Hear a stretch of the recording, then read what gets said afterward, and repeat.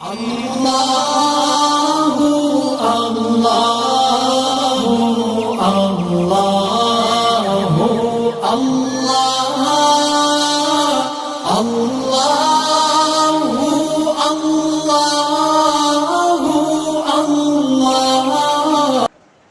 الحمدللہ وکفا والصلاة والسلام علی عبدہ المصطفیٰ اما بعد فاعوذ باللہ من الشیطان الرجیم بسم اللہ الرحمن الرحیم۔ زکوٰۃ کے شرعی مسائل کے ساتھ آپ کو خوش آمدید کہتے ہیں، اور جیسے ہی رمضان مبارک کا آغاز ہوتا ہے تو زکوٰۃ کے مسائل لوگ پوچھتے ہیں کہ ہم پر زکوٰۃ فرض ہے نہیں، اتنا مال ہے، کیا شرائط ہیں؟ تو ان تمام چیزوں کی وضاحت انشاءاللہ العزیز ان ویڈیوز میں کی جائیں گی، اور روزانہ جو ہے وہ زکوٰۃ کے حوالے سے ایک اہم ترین مسئلہ بیان کیا جائے گا۔ زکوٰۃ کے مسائل کو سمجھنے کے لیے چند چیزیں ہیں، اگر ان کو ہم سمجھ لیں تو زکوٰۃ کس پر فرض ہے، کس پر نہیں ہے، کون مستحق ہے، ان تمام باتوں کا ہمیں ادراک ہو جائے گا۔ زکوٰۃ کو سمجھنے کے لیے سب سے پہلی چیز ہے شرائط زکوٰۃ۔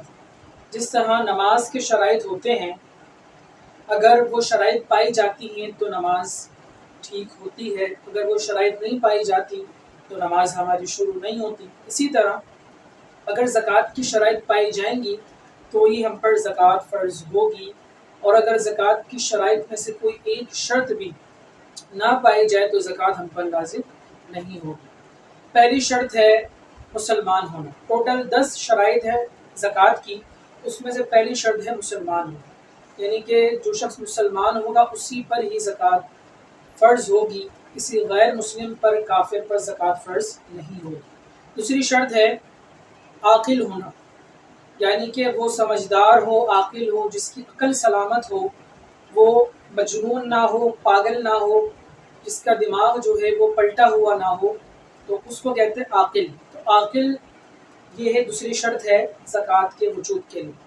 تیسری شرط ہے بالغ ہونا، یعنی کہ بالغ سے مراد یہ کہ اگر مرد ہے تو کم از کم 12 سے 15 سال کی عمر ہو، اور وہ بالغ اگر ہے تو اس صورت میں اس پر زکوٰۃ واجب ہو سکتی ہے اگر باقی شرائط بھی اس کے ساتھ پائی جا رہی ہیں۔ تو پہلا تھا مسلمان ہونا، عاقل ہونا، بالغ ہونا۔ چوتھا ہے آزاد ہونا۔ اگر کوئی غلام ہے، جیسا کہ آج کل غلاموں کا دور نہیں ہوتا تو تمام لوگ ہی آزاد ہوتے ہیں، تو اگر آزاد شخص ہے، باقی شرائط ہیں، تو اس پر زکوٰۃ واجب ہوگی۔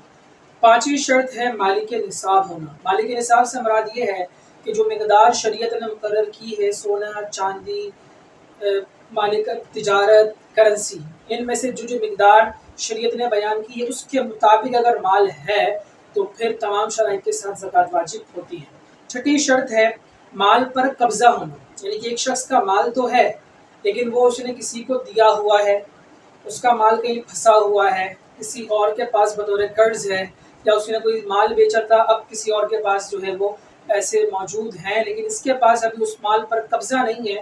تو مال پر اگر قبضہ نہیں ہے تو یہ اس پر زکوٰۃ واجب نہیں ہوگی۔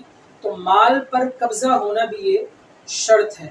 اس کے بعد ہے جو مال آپ کے پاس ہے وہ قرض کے علاوہ ہو، قرض سے خالی ہو۔ اگر قرض کے علاوہ کوئی مال ہے تو اس پر زکوٰۃ ہوگی، لیکن اگر آپ کا سارا مال قرض میں ڈوبا ہوا ہے تو آپ پر زکوٰۃ فرض نہیں ہوگی۔ اگلا شرط ہے حاجت اصلیہ سے زائد مال، یعنی کہ جو چیز آپ کی حاجت میں ہے، مثال کے طور پر کسی کی 30,000 روپے سیلری آتی ہے تو اب اس سیلری سے اس کو بجلی کا بل، گیس کا بل، گھر کا راشن پانی وغیرہ اور گھر کے تمام دیگر اخراجات اس کو اسی پیسے سے کرنے ہیں، تو پتہ یہ چلا کہ وہ 30,000 روپے اس کی حاجت اصلیہ میں شامل ہیں، ٹھیک ہے نا؟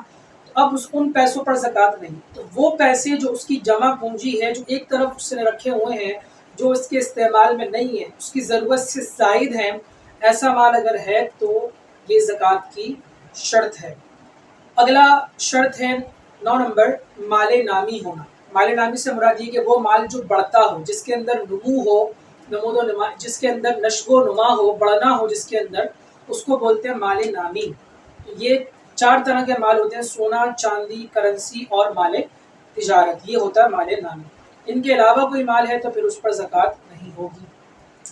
اگلی شرط ہے شرط نمبر 10 سال کا گزرنا، یعنی کہ جس کے پاس ان تمام شرائط کے ساتھ مال آیا تو جب 1 سال پورا ہوگا تو پھر اس پر زکوٰۃ واجب ہو جائے گی، زکوٰۃ فرض اس پر ہو جائے گی۔ اور جو سال کا اعتبار ہے وہ قمری سال کا اعتبار ہے۔ مثال کے طور پر اگر کسی کے پاس یکم رمضان کو مالک نصاب ہوا تمام شرائط کے ساتھ، تو پھر اگلے سال یکم رمضان کو اسی وقت اس پر 1 سال مکمل ہونے پر اس کو زکوٰۃ ادا کرنا یہ فرض ہوگا۔ یہ تھی زکوٰۃ کی شرائط۔